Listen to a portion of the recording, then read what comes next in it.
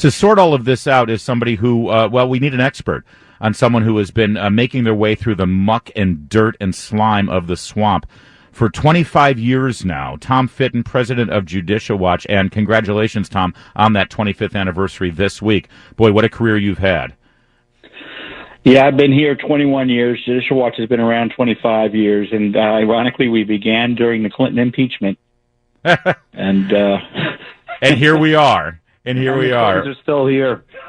Well, listen, tell me a little bit about what appears to be, this has been verified across the board now, it started with John Solomon at the Hill, that first let's start with the fact that the Inspector General appears to be making a criminal referral on James Comey's behavior with this leak. That in and of itself is a big deal, that the IG is even making the criminal referral, if it's true.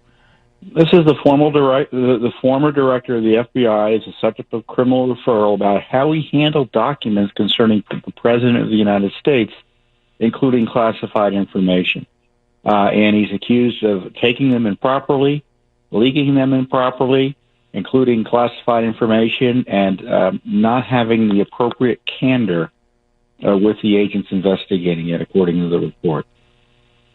Now, and by the way, that's a very important statement there, isn't it? The lacking candor. That's inside baseball, D.C., FBI, Justice Department talk for lying.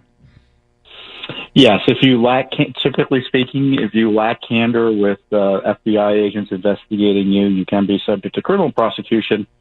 General Flynn learned that, and George Papadopoulos learned that, and others have as well.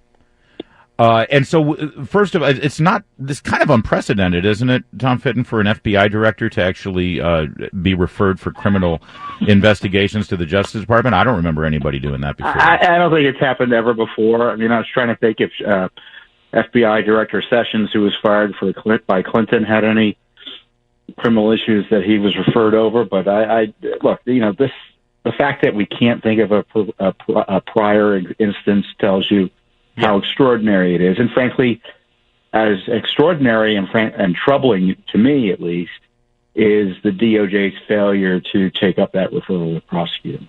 Yeah, I mean, I've been reading some people I respect on both sides of this. You, for instance, think that this is outrageous, that the Attorney General and the Justice Department won't pursue any criminal wrongdoing here in this case. But there's others. Joe DeGenevis said, this is the right call. There's bigger things down the road. State your case on this. Well, we're being told about things we don't know about that are going to happen in the future.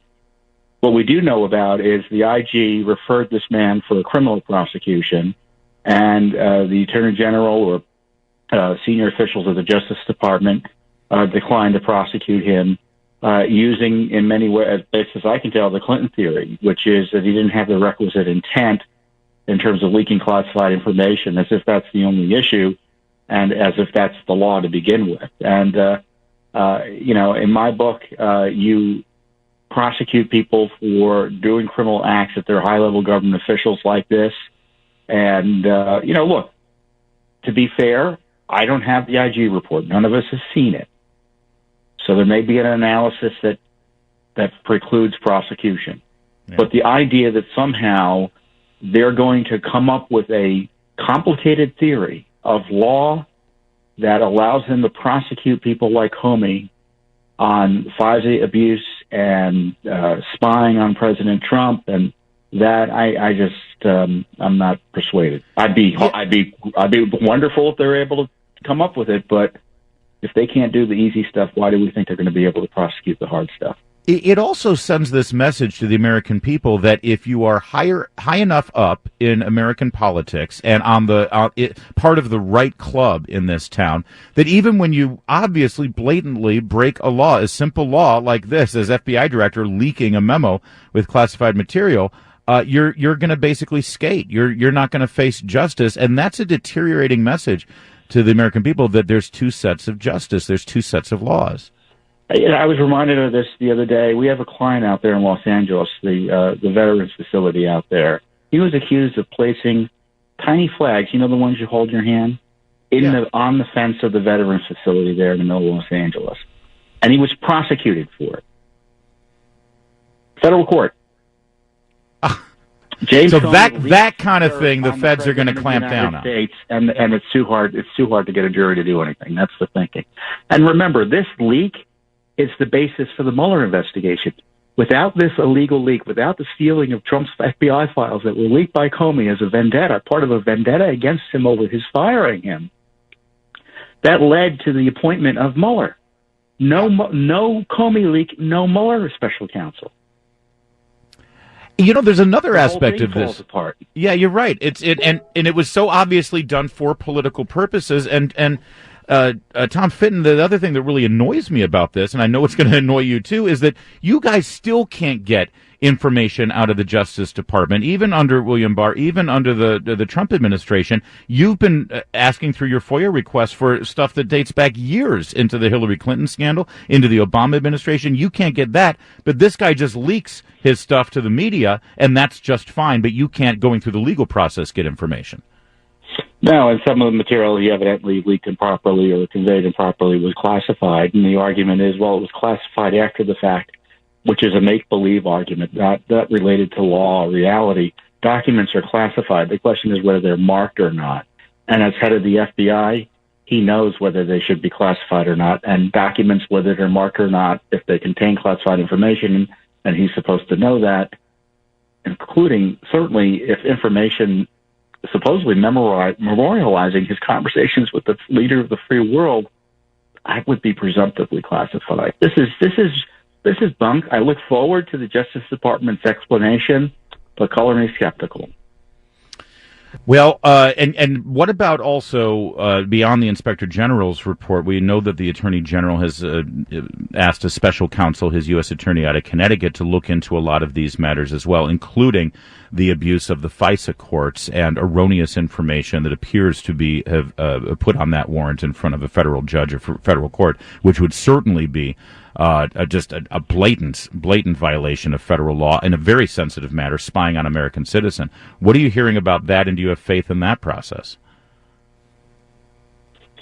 Well, this is the, we just have to wait and see analysis we're hearing from defenders of this Justice Department decision to give Comey a free pass on criminal activity, that other big things may be happening. And I haven't seen the indicia of a serious grand jury investigation. My thinking is it's an administrative review. They're just trying to get their heads around the issue. Mm-hmm. We're a long way off from any prosecutions, assuming any take place. This is why the president needs to declassify this. He needs to cut to the chase, get the material out there. The Justice Department, frankly, every time Barr speaks, I think highly of him because he seems to say everything I would want the Attorney General to say about these issues. But the proof is going to be in the pudding in the long run, and we need the documents. It's been years. We need serious prosecutions. Andrew McCabe, the number 2 at the FBI, had also been referred for a criminal referral, and supposedly it's been taken up by the Justice Department. What's the status of that? Peter Strzok fired because of his misconduct at the Justice Department and FBI. What's the status of that? They don't need an IG report to conduct a criminal investigation or a grand jury investigation of these folks. It's all out there in plain sight. And what about the Clinton stuff? Are they going to relook at are they going to ratify what went on during the Obama administration and just give Clinton a free pass, even though they know the investigation of her was corrupted? Yeah. I'm hoping we get good answers on all those, but we're waiting. Yeah, we are. And by the way, Tom Fitton through Judicial Watch do more than wait. They actually file court requests on this. They file suits. They file FOIA requests to try to get this information and inject some transparency into this system. And you mentioned Peter Strzok.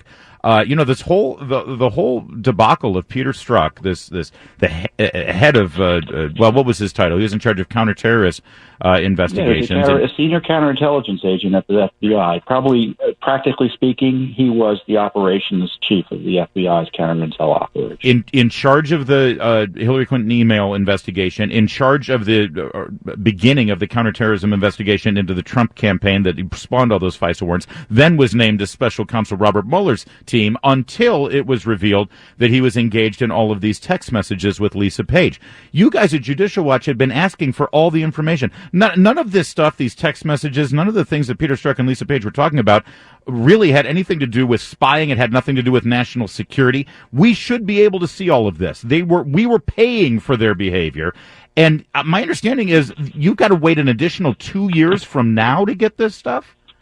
Well, you hit on something with your question. You're right. They do want to make us wait for 2 years before they process only 13,000 records. So it's like. By the way, just in case people don't get the irony of that, 2 years from now will be after the next presidential election. So they're basically hoping that a new president will just put a kibosh on all this.